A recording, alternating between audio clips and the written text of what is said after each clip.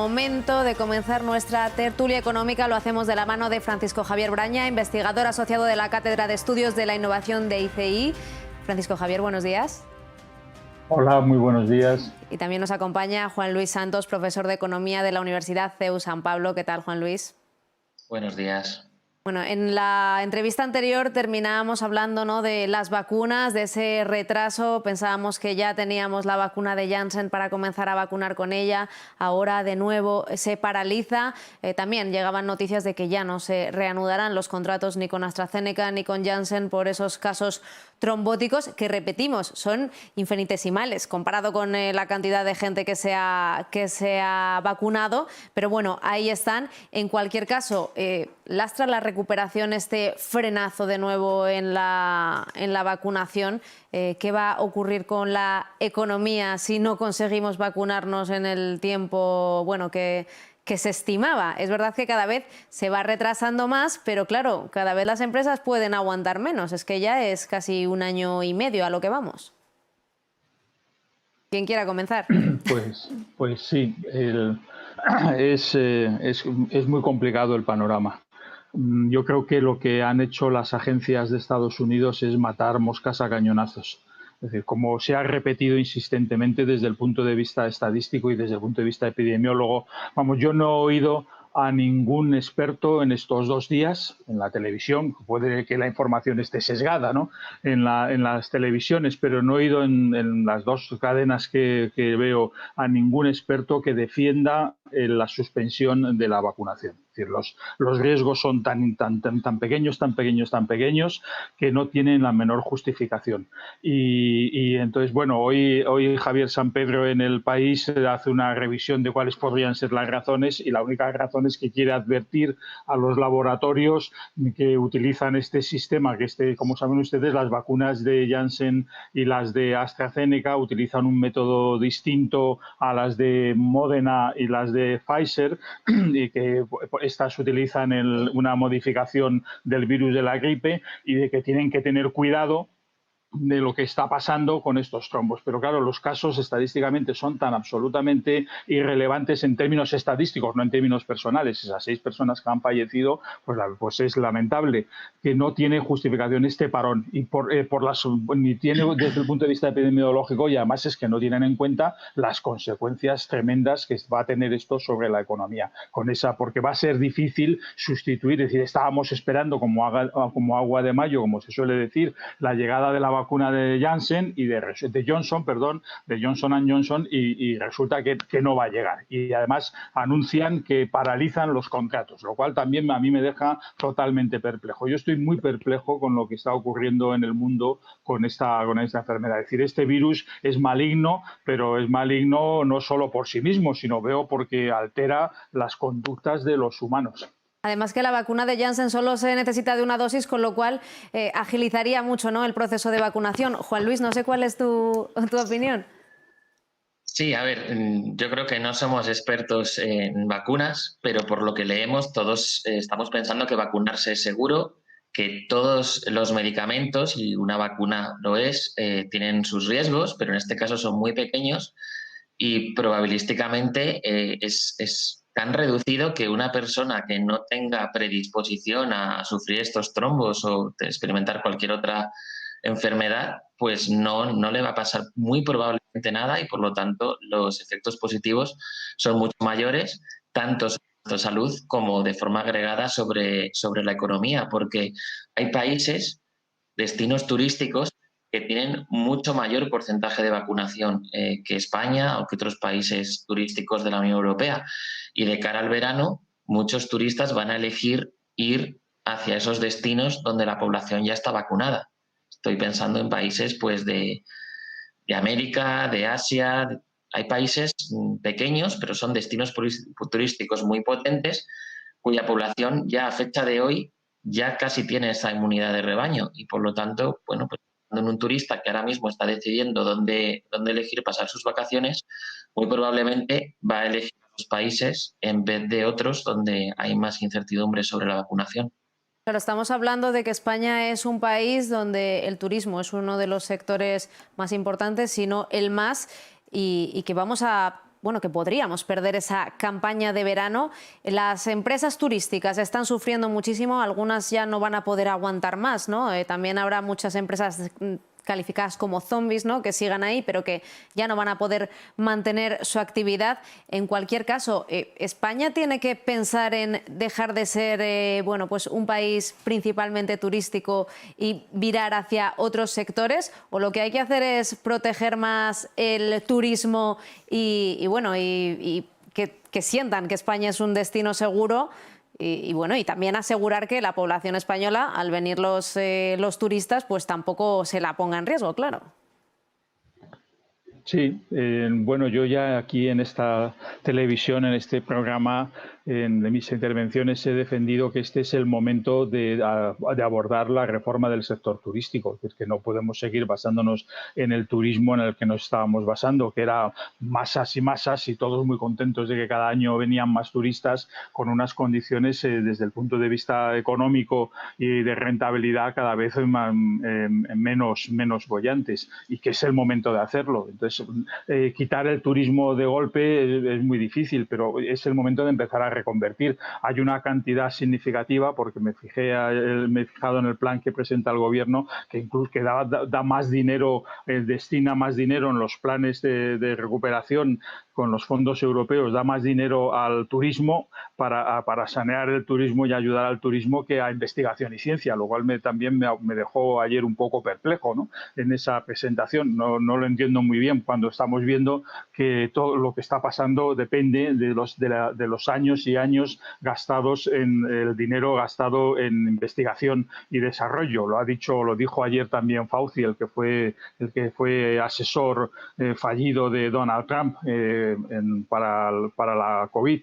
Entonces, el turismo tiene que seguir manteniéndose, pero es el momento de empezar, de que esos miles de millones, esos 3.000 o casi 4.000 millones, hablo de memoria, que se van a destinar, sirvan para la reconversión del sector y que empiece a llegar un turismo que tenga una mayor cierta calidad, no este turismo el que hemos visto que inunda los lugares de veraneo. Juan Luis. Sí, efectivamente, el turismo es un pilar, uno de los grandes pilares de la economía de España, y al final nos ha venido porque el otro gran pilar, que era la construcción, pues ya no ha podido seguir tirando de nuestra economía. Es verdad que es un país especializado, se podría ir por allí, por sectores que no tienen por qué ser los más punteros tecnológicamente. Podríamos intentar, por ejemplo, recuperar los astilleros, que los hemos tenido tradicionalmente y seguimos teniendo, o distintos sectores, o intentar, bueno, pues que la cadena logística funcione mejor, no quitarnos terreno por países cercanos. Es decir, bueno, hay muchas cosas por hacer aparte del turismo, pero es verdad que un sector que ha sufrido tanto, quizás sea el que más haya sufrido junto con el transporte, pues tiene que recibir ayudas, tenía que haber recibido antes, ha habido un retardo de acción bastante largo. Todavía con el plan, estamos ya en abril de 2021, 13 meses después del confinamiento, y estamos todavía hablando del plan, de un plan nacional de ayudas y de reconversión, cuando este plan, bueno, pues se tendría que haber por lo menos diseñado y presentado mucho antes. Y es verdad que el turismo necesita una reconversión, pero necesita también, sobre todo, mantener, porque ahora mismo el principal problema es el paro, y es el paro en unos sectores muy concentrados, y por lo tanto, bueno, pues las empresas y esas familias necesitan poder salir de la situación actual cuanto antes. Luego ya, una vez que la situación haya mejorado algo, sería el momento de reconvertir con más calma y con un debate mucho más sosegado y con más consenso. Pero esa reconversión lleva un tiempo y en cualquier caso ahora son muchos, ¿no?, los empleados que están en paro o que están en ERTE. Desde el Gobierno siguen diciendo que se ampliarán los ERTE el tiempo que sea necesario para que, bueno, esa población, esos trabajadores estén tranquilos. Pero ¿se puede mantener estos ERTEs todo ese tiempo? Porque, repito, al igual que ha ocurrido con muchas otras empresas, ¿no?, que están ahí aguantando, pero es que parece que nunca llega, ¿no?, el final de esta pandemia terrible, pues lo mismo ocurrirá con los ERTE, ¿no? ¿Se pueden seguir manteniendo, como dice el Gobierno, el tiempo que sea necesario? Porque si el tiempo que sea necesario igual es mucho tiempo todavía. Pues no quedará más remedio que mantenerlos, Eva. No, no va a quedar más remedio porque no hay otra alternativa. Es decir, ahora mismo, creo ayer me parece que el Fondo Monetario Internacional, institución poco sospechosa de heterodoxia, salía diciendo que los gobiernos tienen que gastar más en familias y en empresas. Para algunos como yo, que defendemos, por ejemplo, la renta básica de ese patético ingreso mínimo vital, pues una renta básica es la mejor forma de ayuda a las familias, pero habrá que seguir manteniendo también las ayudas a las empresas, el tiempo que haga falta hasta que salgamos de esta crisis, y de tiempo también a replantearse todo el daño que hicieron las políticas de austeridad. Entonces, no queda otro remedio, es decir, no hay otra alternativa. No hay otra alternativa. Y además, advierto, sabemos que todas estas medidas no tienen prácticamente impacto sobre la inflación. Para aquellos que digan que es que el Banco Central Europeo, que la política monetaria, no, estamos viendo que no tienen impacto ninguno sobre la inflación. Y el informe del Fondo Monetario Internacional, al menos el resumen que he leído, lo dice claramente, que no hay un peligro de inflación por estas ayudas. Luego habrá que seguir hasta que podamos salir de esto y empezar a replantearnos, como has dicho muy bien, no es una cuestión, no se replantea una economía de un día para otro ni de un año para otro, pero en un plazo de 4 o 5 años tenemos que cambiar el sistema productivo español. Juan Luis Santos. Sí, pues desde un punto de vista diametralmente opuesto, en contra del ingreso mínimo, en contra de la intervención pública, ahora es momento, yo creo que todas las personas que somos pragmáticas, aunque el sector público no tiene que dirigir la economía y no tiene que intervenir en la economía desde el punto de vista que defiendo, normalmente ahora sí que podría ser el momento de que de verdad el sector público pues dé apoyo, de ayudas y intervenga. Los ERTEs han sido un mecanismo muy bueno. Si, por ejemplo, esto nos hubiera pasado quizá en los años 80, pues hubiera sido muchísimo peor porque no teníamos estos mecanismos automáticos para poder ayudar a las empresas a seguir sobreviviendo. Los ERTEs van a tener que seguir estando aquí. Es verdad que el sector público se está endeudando. La deuda pública será un debate que tendremos que afrontar más adelante, pero de momento yo creo que desde cualquier punto de vista, desde cualquier posición más económicamente a la izquierda o a la derecha, yo creo que todos estamos de acuerdo, o prácticamente todos estamos de acuerdo, que los ERTE se tienen que mantener, que estas empresas, algunas no van a ser viables, algunas en cuanto acaben los ERTE se van a transformar en ERES, se van a transformar en suspensiones de pagos, pero otras sí que gracias a estos ERTEs van a sobrevivir. Esperemos que este verano, gracias igual, si el estado de alarma cae y no se vuelve a activar, al turismo nacional, pues quizá puedan estar en una situación algo mejor y estos meses puedan servir para que aunque no haya ese turismo internacional que se esperaba o esa recuperación de la demanda y de las exportaciones tan grande como se creía, pues que sí que puedan estas empresas salir por lo menos temporalmente del ERTE algunas y otras seguir con ese ERTE para que sus costes no sean tan elevados. Para concluir ya y muy brevemente, les quería preguntar, ya que hablamos de trabajadores, hablamos de familias, también ha crecido mucho el ahorro en los hogares por razones obvias.